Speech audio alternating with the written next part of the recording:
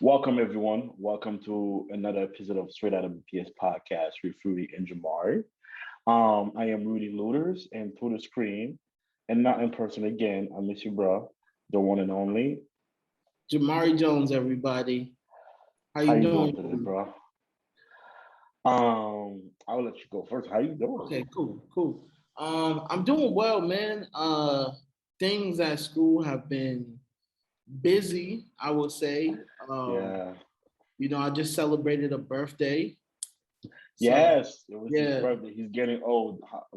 He just turned 40. We celebrated his birthday. 31, bro. 31. Yeah, Feeling yeah. like 40 though. I know. Yeah. Yeah, So, I like but I like the message on your back, on the back. yeah, Powerful change. yes. No, That's what I try to, I want kids to see when they come into my office. So nice. Well, you beat me. I have nothing yet. So I just moved into a new office, and I'm still putting stuff together. okay, I'm moving still on waiting now. for. I'm still. I'm still. I am still looking for. What do you mean? Sorry, I am still. Yeah, I'm still looking for stuff to. Waiting for supplies. Sorry, I Yeah. lost my train of thought. I'm still waiting for my supplies to get in, so I can put stuff up in my office. Yeah, new office, bro. You Yes, know. sir. That's what we do. Um, that's what we do. I am okay. I am overwhelmed. I am tired, but I am energized. I am passionate, and I am dedicated. Because this is busy time. Mhm. It's October. FAFSA just opened. I was working on the FAFSA with a student yesterday, and it crashed. We had to reschedule. So this is the time we have long days.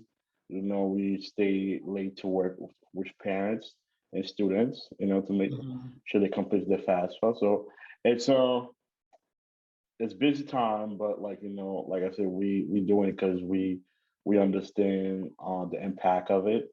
And yeah, so we're here. Yeah, we've all had those times, man, with the fast food like that. So I feel your pain.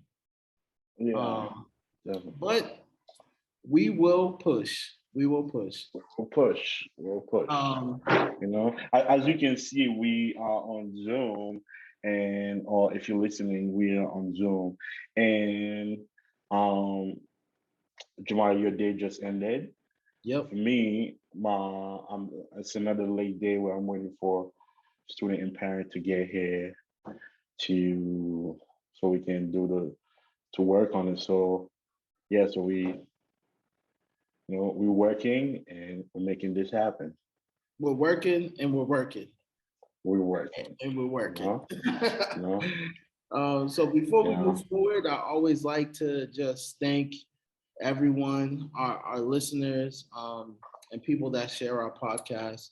Like we appreciate you guys so much. Again, you can find us on Apple Podcasts, Spotify, everywhere. Everything. Ev- We there. yeah. So please, if you know a friend that might like this podcast, please let us know. I Put them, mean, put, please put share. them on. Put Yeah, them put on. them on, yo. And so we are definitely taking this to new heights. I'm excited about New today's heights. episode. Yes. And so we are gonna get into our latest news. What is the latest news? So man, it's been crazy everywhere. How Uh, crazy. so let's take a look at. Hold on, I'm just pulling it up. So we all been talking about this ESSER funding, right? That we're getting from the Woo. government. Money, Um, money, uh, money. yes, We're talking about the bag.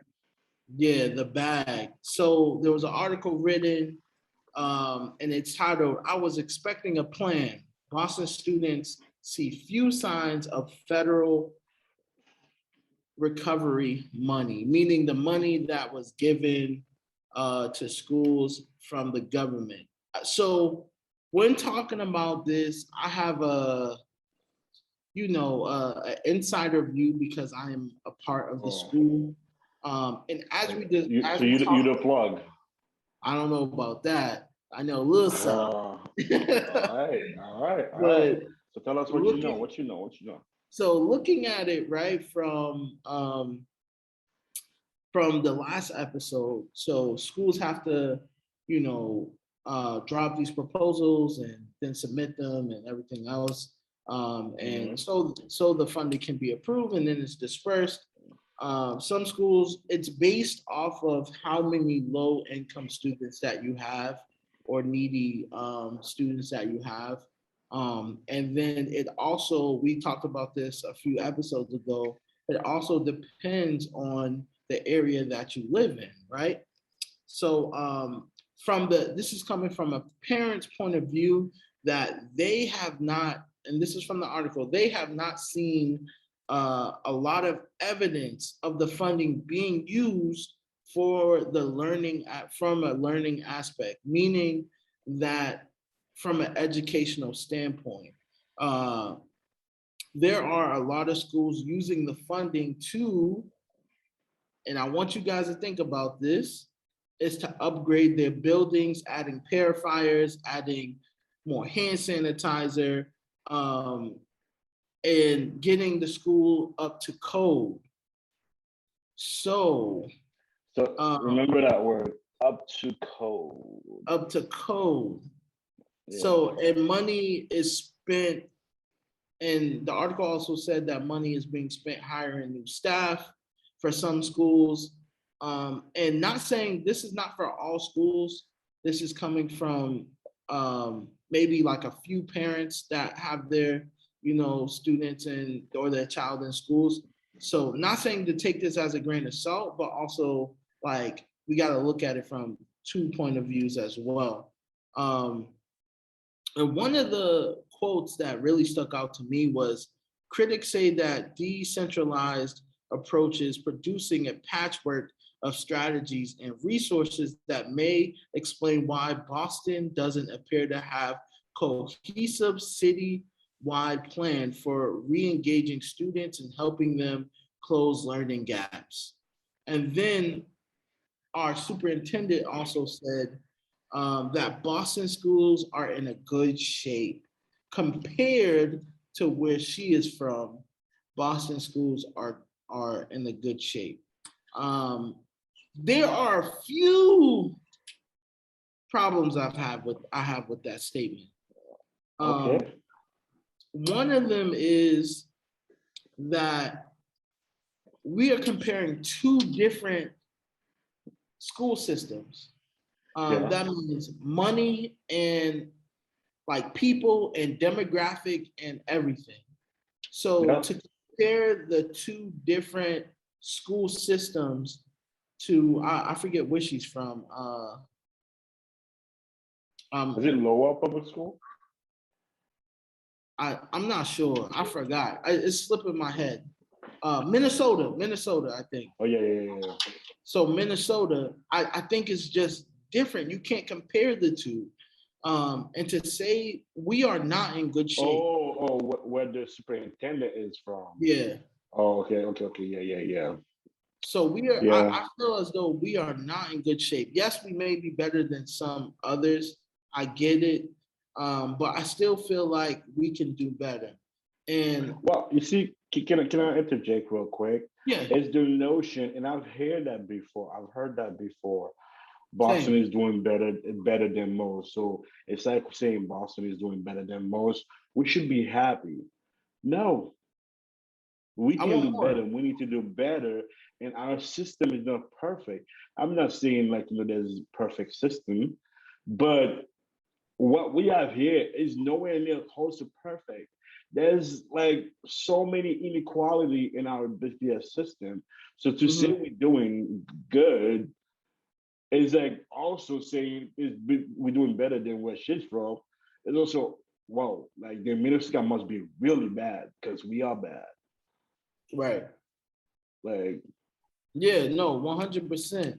And I also feel like the schools are operating at a disadvantage. yeah, So we're getting this funding, but the schools are forced to spend money on air purifiers and bringing the yeah, building up to code to make it safe, that then we can spend it on, you know, educational purposes for the student. And I think that's why the families are not seeing the money spent um, on an academic level right now. But that's my own personal thoughts and feelings, you know?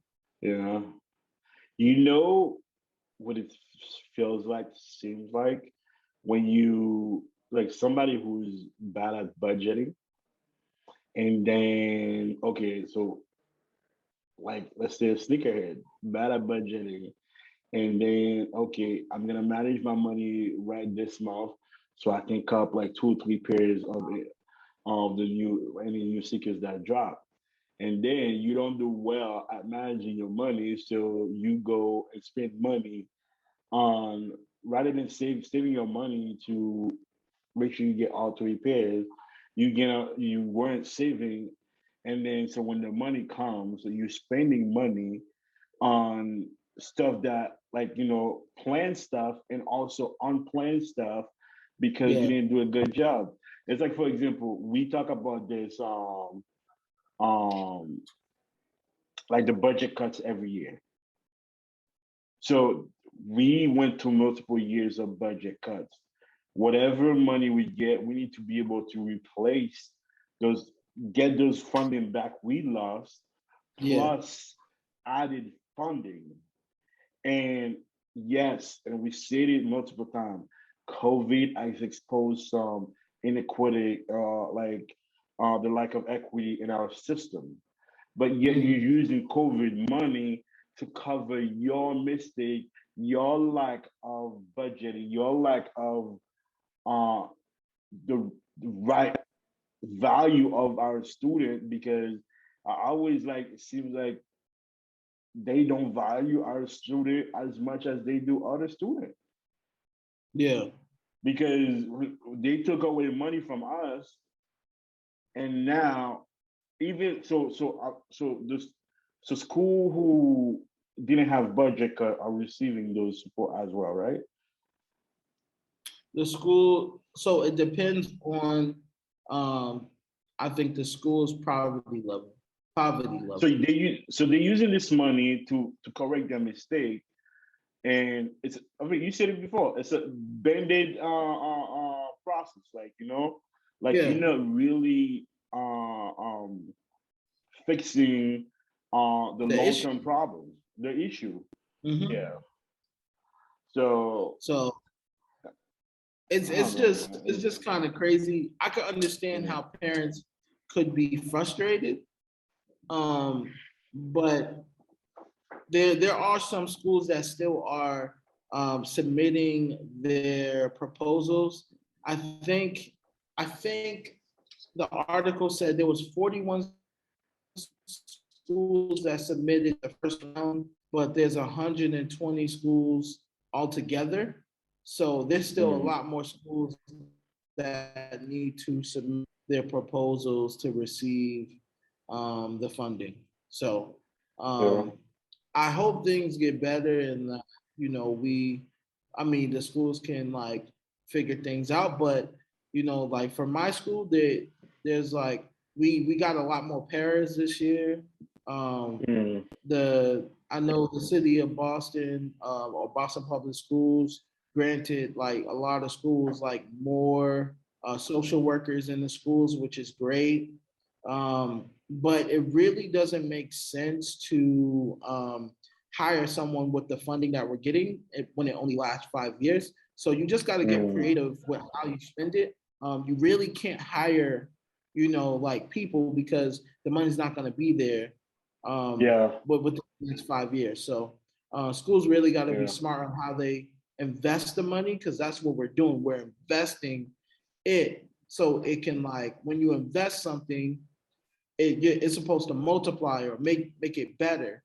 So we really have to, schools really have to invest it in the right way so that it Definitely. can better the school in the long run. Um, Yeah. so, so our next, And and can I add? So I forgot to add this yeah, part. of course, So, um, and it all goes back to politics policy, right? yep, We are in the course of a mayoral election, mm-hmm, and preliminary happened. We have the now November 2nd. The election is between for May uh, uh, to be the next mayor is between Michelle Wu and Anissa Essabi George. So mm-hmm, it's really important that when we have this conversation, we bring the politics and the policy into them because they as important because when those decisions are being made, we need to be in the room, and we need to through and we need to put somebody in position who can think about us when they make those decisions. right, It's enough with the budget cut, enough. So we need to be consistent with those, even after the election, be consistent, stay informed, and make our voice heard. So yeah, with that being said, so we're in October 13 at 8 p.m. is the last day to register to vote if you did not register on time for the preliminary. It is important, guys. Register to vote. If you are a student and you are turning 18 before that, register to vote. register Register to to vote. vote. Register to vote. It is important because conversation is one, action is another. And and we have to stay consistency, we have to stay consistent and involved and learn those things. Get Yep, into policy, get into politics because the the school uses it, yep, the landlord uses it, the employer uses it. Everything is politics and policy. yep, Everything. If you look at, for example, I saw this. I mean, it was I'm voting for the next person who will make American Legend Highway two-way again. It mm-hmm, was so funny but it is because if you remember, American Legend Highway used to drive swing through down two lane. Now it's one lane. yeah, What was that? so much traffic. Somebody went to the meeting and they thought, hey, it's dangerous because of how people are driving so fast, and we need to do something. Politics, policy, you Right. know. So if there was people there who, when this was being discussed, who were in a position and talk, or can talk about how they can make it safer and less make sure people slow down, Yeah. it would have been a different outcome. Politics, policy. We need to get involved. October Right. 13th, 8 p.m. Check our link in the bio. We have registration link there. If you didn't vote, it's time to vote for the next mayor of Boston. And also we have the council at large position where there's 8 now. Four, you out of the 8, 4 will be elected. So we need to Yep. do our homework on them. Which are the 4 people that can be a voice for us and that can also hold the next mayor accountable? Because promise was made during those campaign, and now they will need to be delivered, and we need to hold them Yep. accountable. Right. Totally agree with everything you just said. So our next topic um is kind of on topic of what our today's topic is financial aid is not enough for Massachusetts students. And this is coming from You Aspire. And You Aspire is a Shout out nonprofit. to you, Aspire. They Yeah, for they they've real. been doing their work for a long time. I did an internship with them and I was in college, which was a foundation of me getting into this. One of the foundation of me getting into this field. Uh, it's so amazing the work they be doing because one day in one hand work with the student and they have another team actively engaged in policy and changing policy with lawmakers to make sure to reduce the gap for students. So they are covering all sides. So I'm proud of them. I'm excited. They to have them as part of my foundation. So they continue the work. I'm excited to see what they're gonna do long term. But yeah, um, it's it's financial. It does not. Yeah. Financial aid does. I tell my student all the time. Um, they don't pay you to have the full. You know when you see on TV dorm, like the whole college experience. They don't give you that money that for that experience. Like Yeah. and people gonna say like yes, you have the Harvard, the Ivy School who give you full. If you get in, you all set, and you're low income. You have the income threshold. You are all set, but that's only a few compared to the most who they're interested in this school, they want to go there, they don't have enough financial aid to go. Even after filling out the FAFSA and the Right. FAFSA tell the school that they have a zero, their family don't make enough money, so they expected the EFC, the expected family income should be zero. Yet they are offered a one later with gap close to 20,000, 30,000, Mhm. and so on. So and and you have to think about our student. Their whole life they've been dreaming about that day, where they get to go on off on the sunset and make their decision and just go, be on their own, be independent. They dream about all that. And then on May 1st, decision day, they realize that that dream will not be happening. Like when I first started in this position, some people saw me as a dream crusher Mhm. because student will be like, yo, I want to go to this school. I'm like, hold up. You love this school, right? But the way that the school show you how they love you is by how much money they give you, right? So let's wait to see. And then come January, February, when those letter comes in, and then they don't get enough financial aid to go, and it's like, oh, but and I've said it, and I'm going to continue to say it. We passed the days where going to college was the ceiling. Mhm. We passed those days. Now is that how do you get an education with the lowest amount of debt possible and get out? Because we have a lot of students, and we're gonna talk about the loan a little bit um, with the breaking news. We have a lot of students who takes a lot of loan to go to school, and Right. and I'm not saying I took loans, and then with the help of you, Aspire, I was able to understand what's my threshold should be, what I should stay below of based on the major I had, and like to stay away. So you with when you fill out the FAFSA, you get 5,500 in federal money, right? Loan. So within 4 years, you should be graduating with 25,000 alone. And that's okay, 25,000. But it's when you go 30, like, or 40, like, 50, like, yo. And you're like to 100 and like, and those add up because you spend most of your lifetime paying the interest. What debt payment used to be like back in the day, it's not the same Yeah. because the cost of living stays the same. So yeah, it's we want to make sure parent and student understand what they're getting into, Right. right?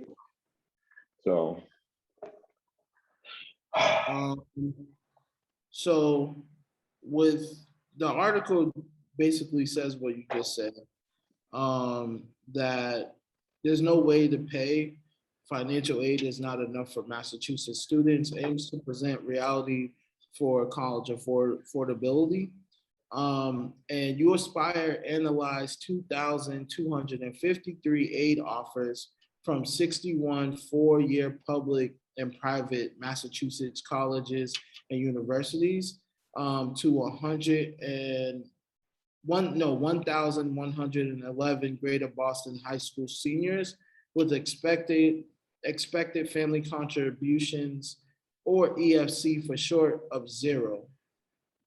And then they go on to say, using the primary and secondary research, the report examines how financial aid has not kept pace with the cost of the cost of Yeah. college, and how Yeah. students struggle to cover the gap, and how the decline of the state's investment in higher education and financial aid leaves Massachusetts trailing other states. Yeah. I remember a few years ago when I first started to be a college advisor, I felt like Massachusetts was one of the last states to offer free community college. Um, Yeah. I would hear different states already doing that. Yeah. And for a state or city to have so many, be the wealth of knowledge and college, and be a Yeah. college town, um, it's really sad that we are not investing more into the financial aid process for our younger people that are going to Yeah. college. I mean, there's a talk on the table to increase the payout by, because currently I think it's about 6,345 Yep. something. So it might, there's a talk to increase it by 8,000 for next year, or even double it to 12,000. Yeah.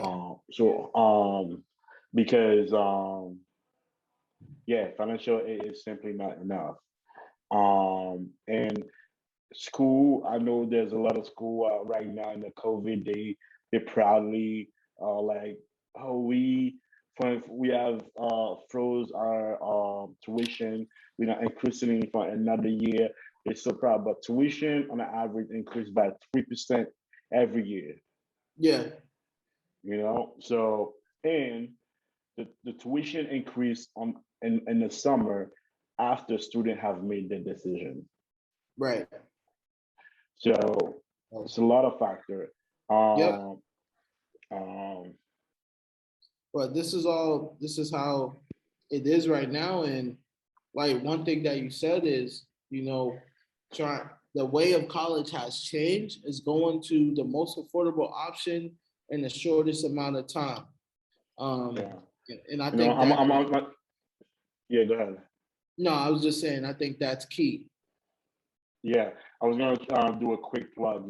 Just bringing it back to an article that I wrote during the pandemic in 2020. So, a binding decision for an unknown future. Check it out. It's a medium. It talks about some of the breakdown of the financial aid. So definitely check it out. Yep. So Biden is, restructuring the student loan forgiveness program. Um, I don't know how many people know, but it has been a crap show with it. Only 98, Yeah, they reject 98% of their applicants. And the yeah, key thing is most of these applicants are um, people public that work, service. yeah, that work in public service, which Yeah, I don't know why they would make it so hard for people in public yeah. service to like sign up for these programs, but they reject 98% of them. That means That's only crazy. what 2% are making it through. So Yeah. yeah. So that shows how much the government cares about our Well, public service workers. so I'm happy they're getting this fixed. But yo, just erase them. This is how you fix it.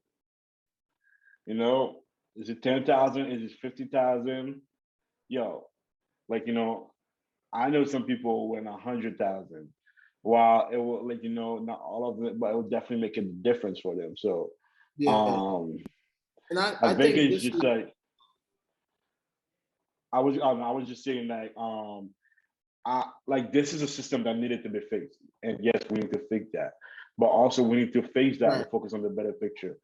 For, for like Biden ran his campaign on loan forgiveness, so he needs to right, deliver and not look going to those.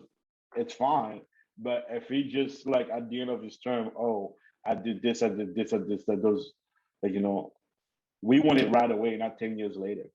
yeah. And I was So just no, I agree with that, and I think that's the thing I was getting at is that he didn't deliver on canceling student debt. So it's like I'm gonna throw them a bone.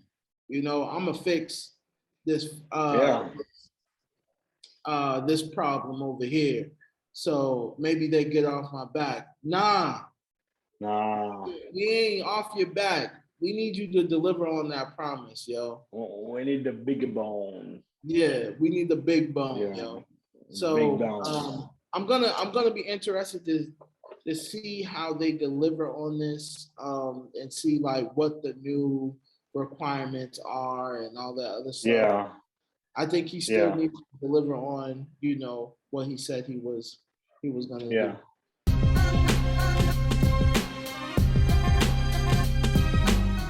Yeah. So on today's episode, we wanted to. It's like we said, it's college season. Fast happening. It's busy. Yep. Which brought us back to our own experience. Like we wanted to share a little bit. Um, we are working on some stuff for the next podcast to hear some different perspective. So for this episode, we're just like it's so interesting because how college application and the whole process is today, it's not how it was Right. when we were in school. So much has changed and so much is still the same. And when you think like for me, I would say like for the college process, it's because I was an AP student, there was no conversation of other option. My only option was college.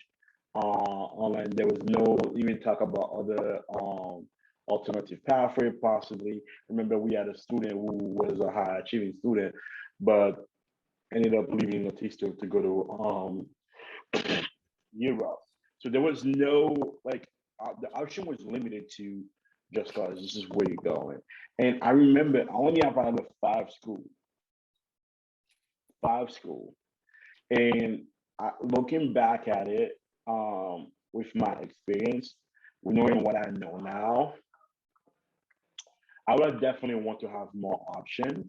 Like the FAFSA gives you 10 school to add, I would definitely at least we try like not going crazy on the numbers, but having at least and surprisingly, the school I ended up attending, I went to Suffolk University, is because my boy had it in his list.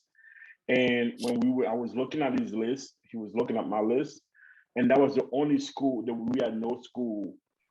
Um, like we wanted to apply at least to one school where if we that potentially we might go together. And I saw him on the list, and it was local, you know. I did it, and I ended up there. He didn't end up going there, but I ended up going there. Um, yeah, I just wish um uh uh like I know like we put the onus on the student to do their research, to do their thing, but at the time I was going I can honestly say I went to college because it was a guided path for me. All my life was like, yo, you're gonna do this. I never challenged, I never like why. It was you want this, this is how you get it, you know? There was like that's the only way. I went to the college knowing that was my only way to get to what I wanted, to a better life. Knowing what I know now, would have changed it? No, I would have still gone to college, but I wish I had known my option. Um, So yeah, and like I don't know if I felt supported, but I don't know. It's what was yours like? Did you feel supported? Um, so my experience was a little bit like different as far as um, just in my college path. Like I was always told that I was gonna go to college and I was gonna be somebody and like all this other stuff. Uh, I really at first, I wanted to study economics. That didn't work so well out in college, but when going through the process, I was always a fairly like good student. I was like number three in my class, I think, or something like that, or four. Oh, nice. Um, I was number three too. yeah, so I was all Yeah. like, okay, cool. Um, but I did the posse program, so it Yeah. looked different. So one, I was nominated by two organizations to do it. And so like with that, it kind of put me in a different, and I don't want to say league, but like it was just like, oh, he's one of the top tier students. So like, we guided him towards this path. You know what I mean? Mm. And so, and me and my wife have talked about this, is like, it's funny how sometimes certain students are guided on this path of success, right? And then Mm-hmm. sometimes if you're not that chosen few, even though you might have potential, it could change the direct like trajectory of your life. Yeah. So which is like Yeah. it happens every day. So It sure does. I did felt supported because I had a lot of teachers prepping me for the interviews for policy, and then I also a early decision school. So once once I got it, made it through all the rounds, like I was officially going, and I was pretty much done by like November or December, and I knew where I was kind Yeah. of going. Uh, Yeah. where That's the thing that's dope with posse, like the early yeah, process. You already know. So yeah. yeah, that's dope. I like So that. I didn't. My other friends, they were like stressing about where they was gonna go, and I was like kind of chilling. I didn't have to do anything else. Like I didn't have to write no more essays. I had a couple few interviews, made it through. All I did was my financial aid, which we had like you aspire in the schools, and the pick was in the schools. So and my parents, like it was kind of smooth, but and I'm kind of blessed for that, if I would say, Yeah. because it doesn't really happen like that for everybody. Yeah. For sure. For sure. Yeah. Yeah. It's so interesting because while we're having this conversation, yes, it's October. When we were in school, there was October was not college month. There was no such thing. So Yeah. now October is college month. So one thing that I always think, like, there's this, it's like this, I don't know, like I don't want to say stigma, but it feels like right now the student, and talking about support, right? And based on our team of this season advocacy, right now, the student who are getting the most attention are the high achieving student because because one, like, we let's talk about like not having enough counselor to support like those students, but also because of that, there's a plenty of student who will not get that support until January because the high achieving student deadline are January 1st, or like some in December if they're doing early decisional application. So right November now, when 1st you're in too. this November 1st, right now when you're having that conversation about post-secondary planning, future planning, and then you see like, oh, this student is getting more attention than me because they are achieving, And it kind of like makes you wonder, like, what about me? Like, when am I, like, and I feel like I've always tried to do first to those, if there's any student listening to this who feel that way, um, I see you, I hear you, and I want to make you know, like, it's not your fault. The system is that way. Yeah. Um, I remember, because even those students who are community college, are like, yo, they can wait later. But there's a feeling on you can wait later on, like, because it's senior year, right? We talk about the urgency. And but yet, because of that, my path, I can wait later. It's like how you saying, like, you were done before your student, you were chilling, and then they were stressed later, right? And Yep. because you had all the support with policy, you were able to do that. Yeah. So how can we be in a system where there's not that feeling of, oh, because you're high achieving, you're getting that? Um, what can we do both? Can we do both? I Like, so when yeah, so when I'm thinking about it, right? Can we do both? I think absolutely. I think if you plan out a really good curriculum that surrounds, um, and we're just talking strictly college going right now, um, right? mm, And so I would say that if we really planned out something that is um, like, oh, we everybody's gonna work on their essay, you know what I yeah. mean? And then everyone will sign up for appointments to work on their essay with a specific person. So let me add something. So talking about everybody sorry for the essay. Now they Yeah, have yeah. Navians. Yo, we used to like Yo, Naviance is yo, let me tell you, I don't know about you. On December 31st, me and my friends, we at the post office putting yellow envelope together to mail our package. Uh, uh, no, uh, that's how I went to. You didn't go to that? no. I had Common App. Well, did I had coming out too. I had coming out. Dude, don't make me feel look old. I Oh, had my coming out, bad, but my then, bad. So we had Naviance at that time. oh, you had Navians already? So Fenway was paying for Naviance, yo. So you saying my school was broke? Um, nah, I just remember we had coming out, but there was additional stuff we needed to mail. Like you sent stuff to the coming out, but the stuff you sent through um Naviance, you had to mail them. Mm-hmm. So we were putting stuff in the envelope, like in mailing at the post office on December 31st. I still remember that because I was so mad for procrastinating.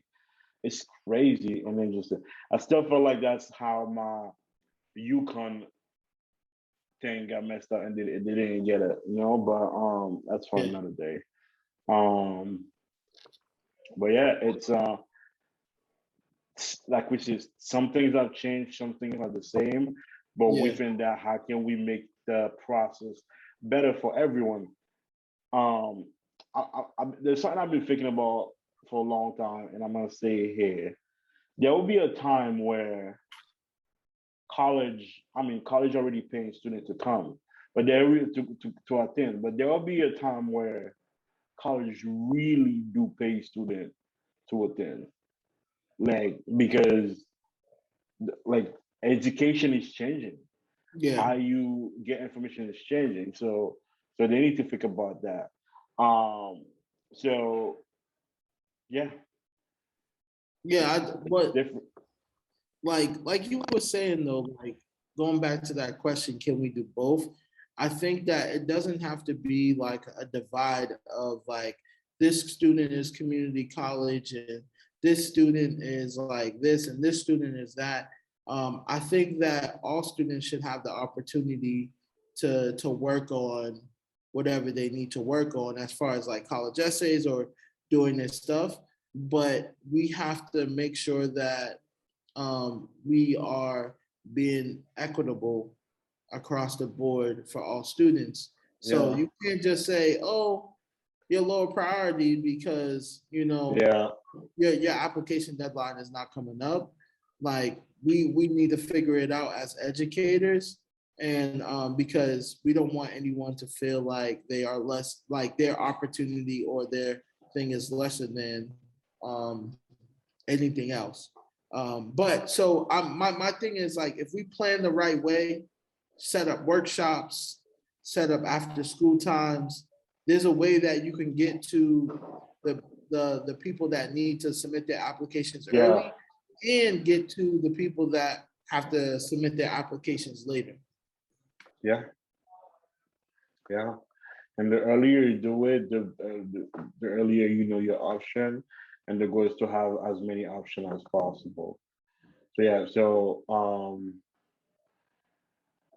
because even some student who like, so it's college month, right? So what do the student who knows they're not going to college, what do they do during college month? Like at the school. Yeah. So one of the things, usually the citywide fair for Boston Citywide College Fair usually is like that weekend or something, but it's a little bit different this year. I'm guessing because of COVID and everything. But there's teachers rep their like college hoodies, talk about their college experiences. Usually seniors are like, you have a, when I was a college counselor, we would have like a financial aid night on parent Mm, night or something, or we would do, I would do a college presentation for parents or for students. That whole week would just be about, college stuff. And mm. like you said, it looks differently now for every school.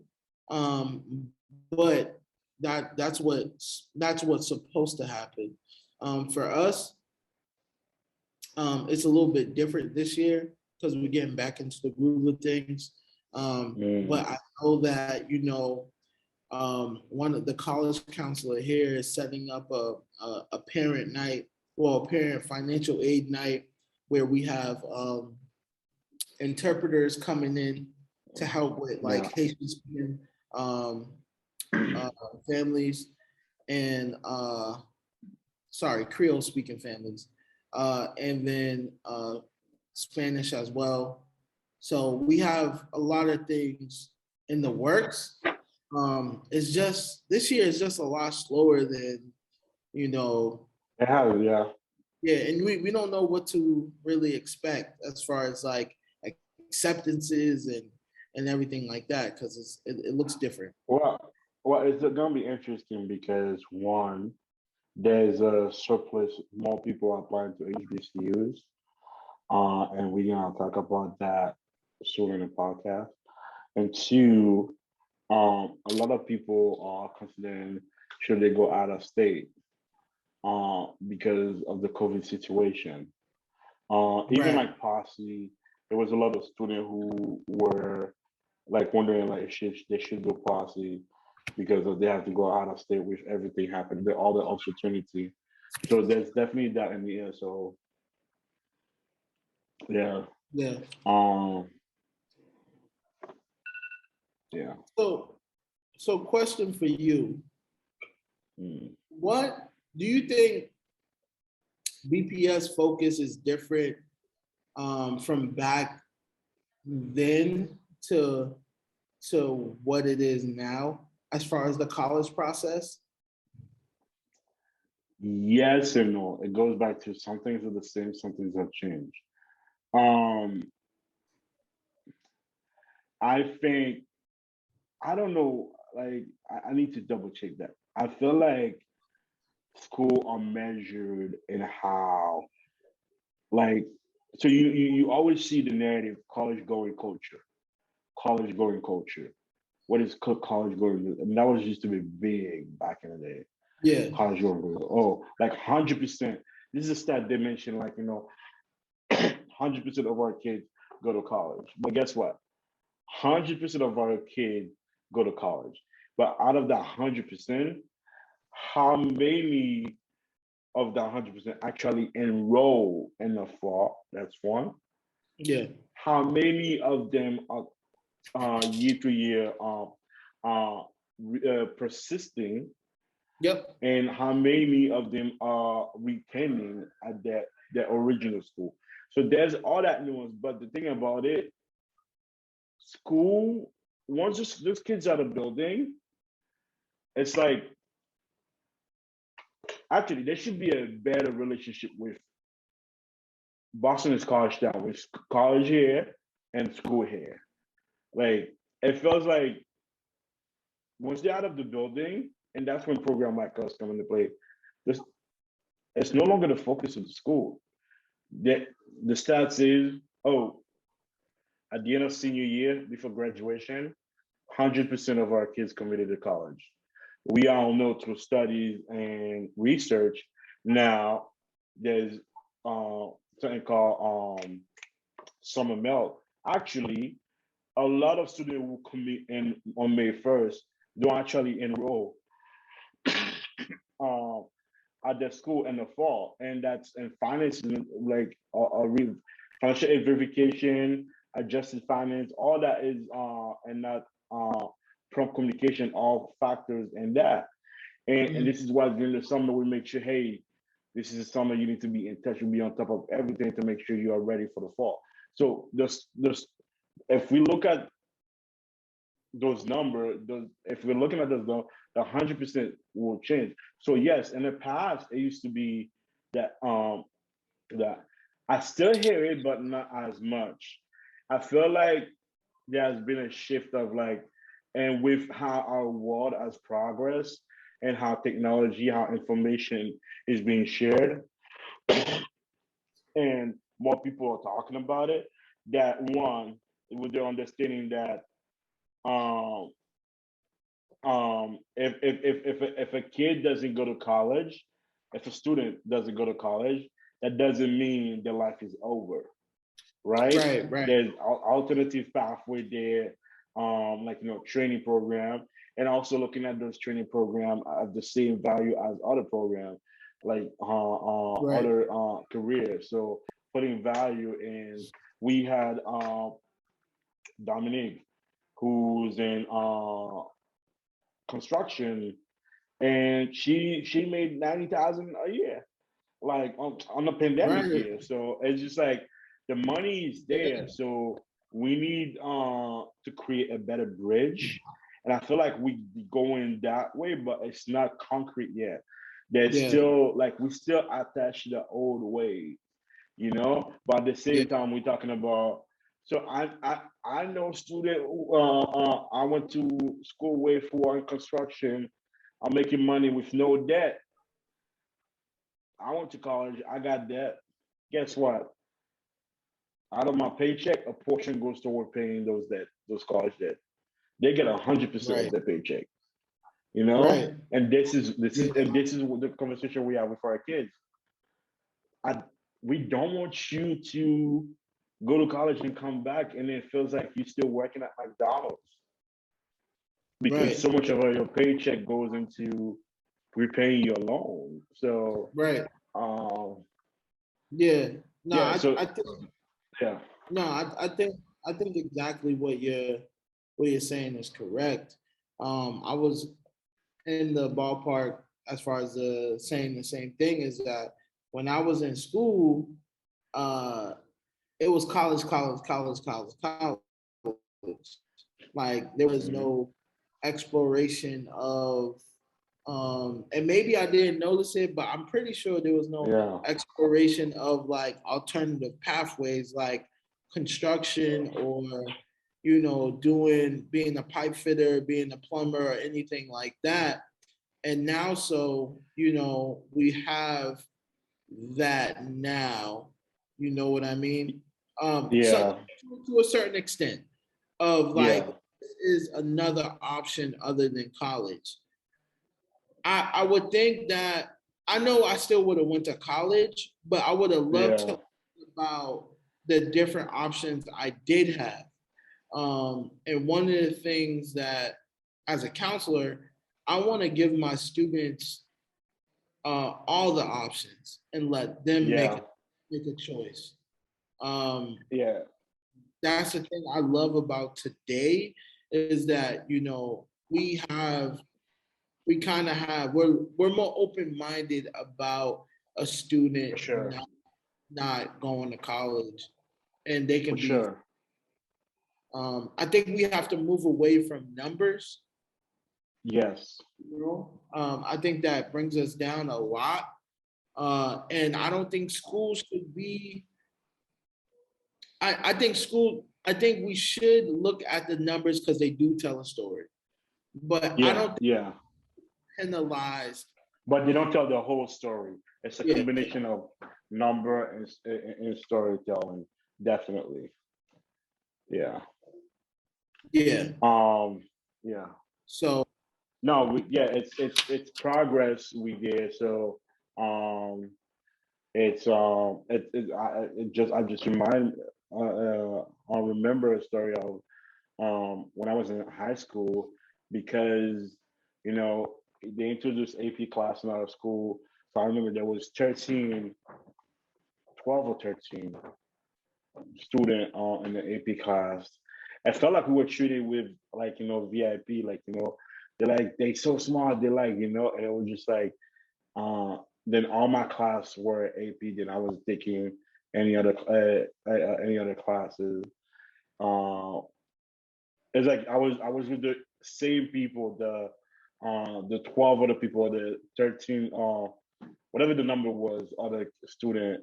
That's we had all. It was us and just us in those class, mhm. and you could see the shift. You could see it, and I remember during college application, um, Success Boston, our late mayor, let me know I just created Success Boston. Shout out to Success Boston. They they came to the school. They said, "Yeah, we just do program. We're trying to study have shown that a lot of our students go to college, but they don't transition well. They don't graduate. We want to change that."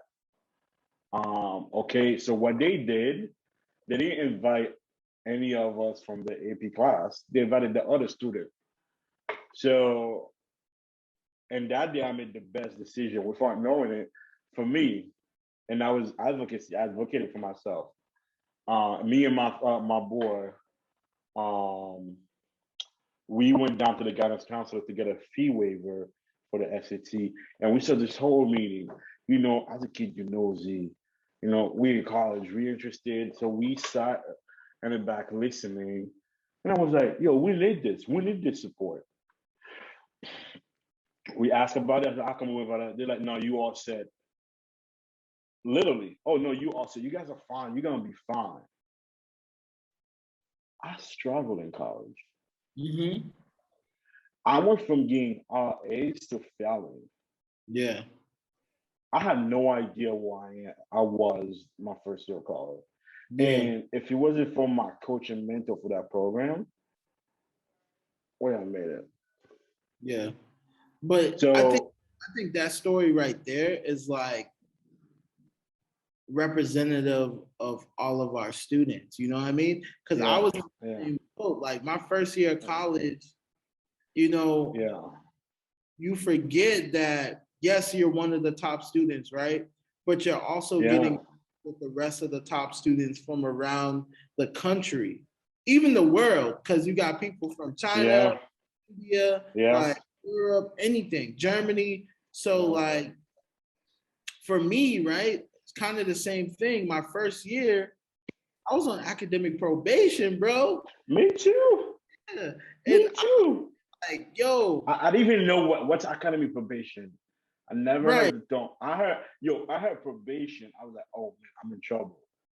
Like, I have but I'm in trouble, but I never heard that term before. did you have to meet with the academic dean? Yes, I had to make I had to take a class.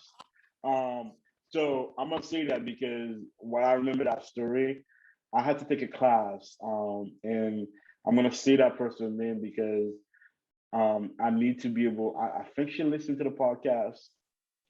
Um, and I need to tell her her kindness, her understanding helped me so much during that time. Lori, if you're listening, if you happen to hear that episode, thank you so much. I want you to know that your work, your support did not go unnoticed.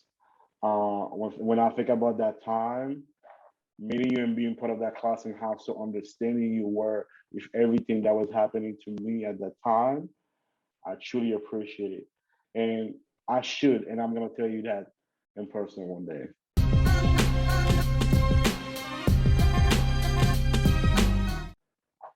For real. So shout out to her.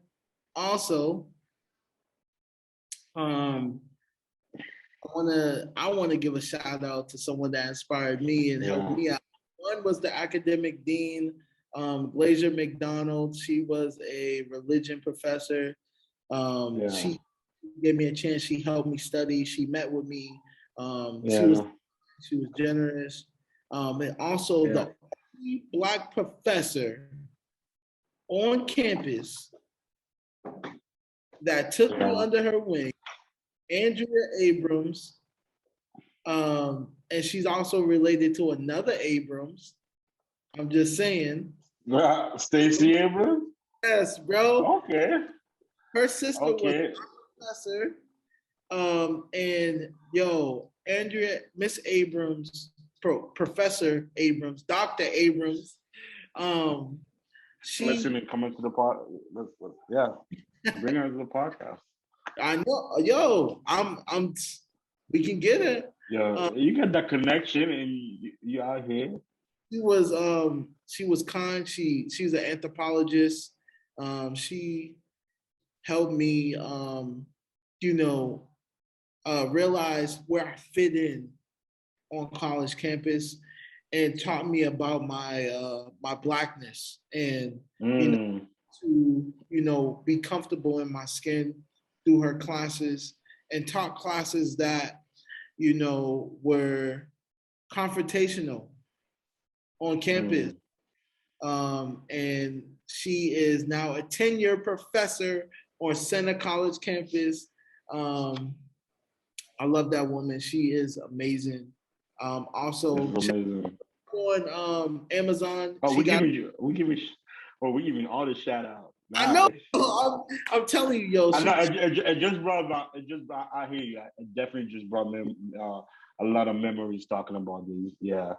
Yeah. Yeah. So yeah, I'm excited. I'm excited. She just got me. Yeah. So I'm gonna jump in. So there's Lori, who was a professor.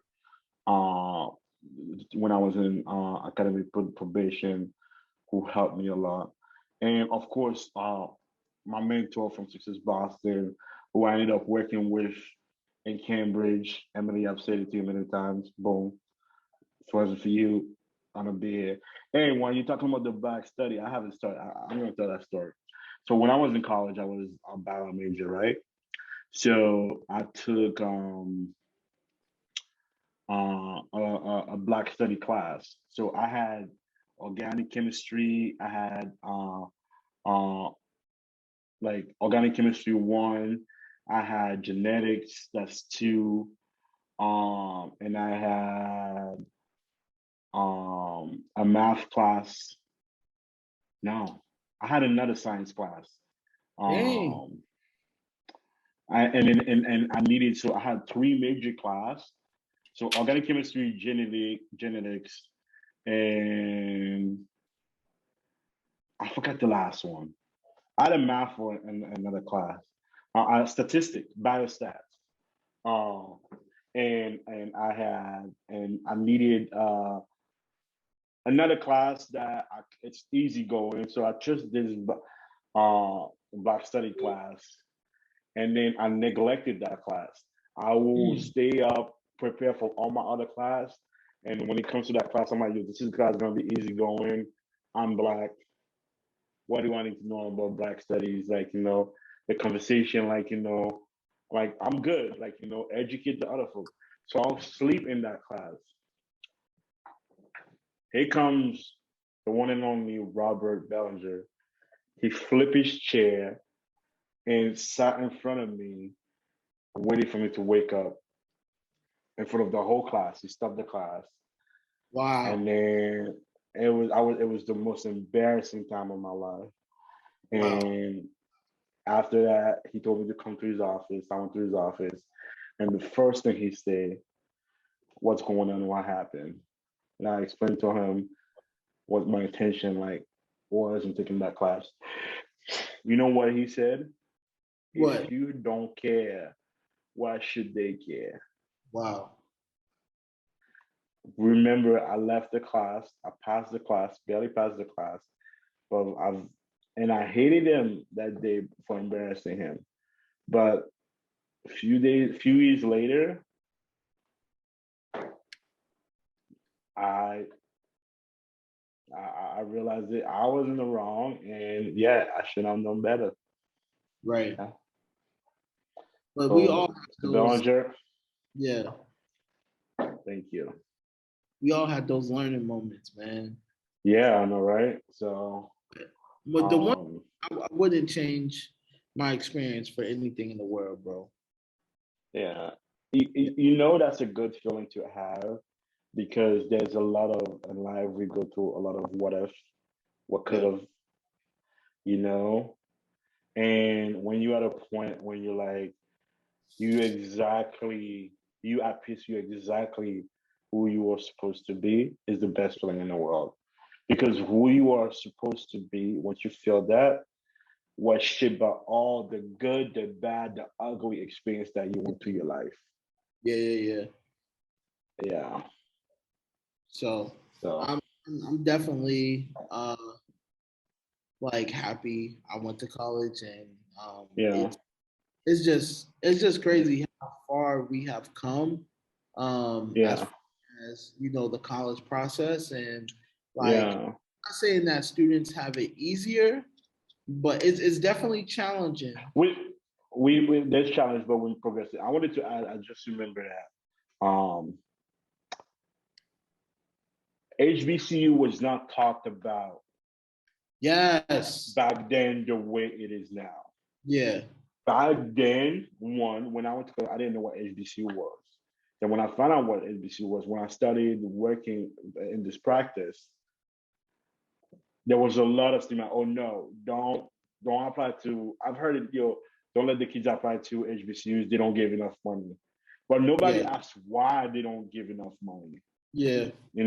It's always like this stigma. I had a student who got into an HBCU and then committed to go to that HBCU and made a mistake of one, did the calculation based of uh, um and state tuition, and they because when I was like they're like, what do you mean they don't give enough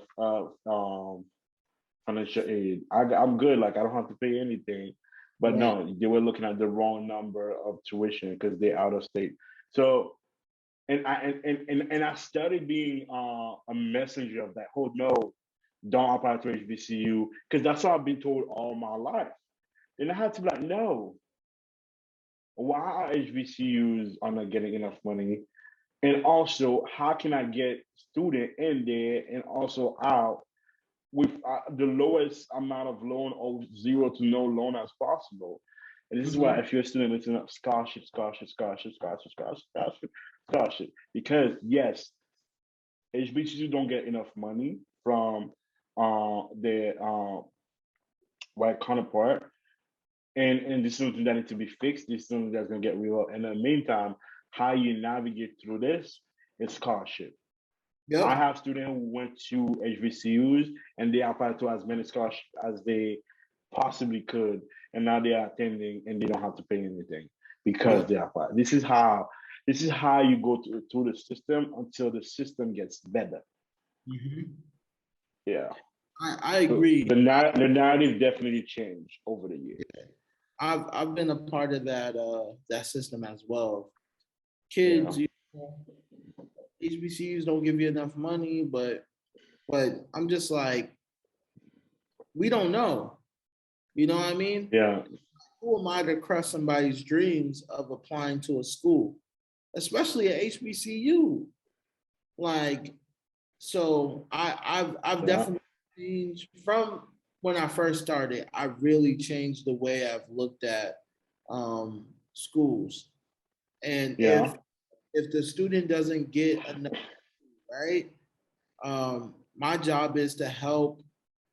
One, my job is to help them get resources like scholarships and everything like that to help them assist them to reach that goal. And if it doesn't work out, my job is also to give them information like if you do go, you would rack up this much amount of debt. Can you pay it off based on, what you're going to be making by the time you graduate, or can your family help you? And if not, it's still your decision to go or not to go. I'm just here to give you Yeah. the. And I used Yeah. to um, not take it personally, but be like, "Yo, don't do it." Yeah. I've learned that's not my place. Yeah. That's not. Me too. Me too. Yeah. And this is part of like so operate like when you in your practice, like you constantly evolving, getting better, and questioning, challenging the norm, and while also being anti-racist. Like how can you be anti-racist for everything? Because we come in a system. And shout out to Scudder. Scudder said it No, best. that's my The job. most most difficult thing is is fighting a system that you're part of. you know, and because you come in order to be part of the system, you kind of embrace the mission of the system, and then as you work in the system, you realize the mission is actually benefit your people, and now how can you within the system create change in the mission so your people can benefit. So yeah, Right. shout out, That's, shout out to Scott. yeah, shout out to Scudder. I think that's the hardest thing, but you know, that's what makes it work. You know what Yeah, I mean? Um, yeah, and it's a hard job, but it's I guess I think of the quote, Rome wasn't built overnight. You know what I mean? no, it Um, was not. it's hard work, but it's just something that we gotta continue to do. And it may not change tomorrow, or may not change today, but eventually it will change. Um, It was.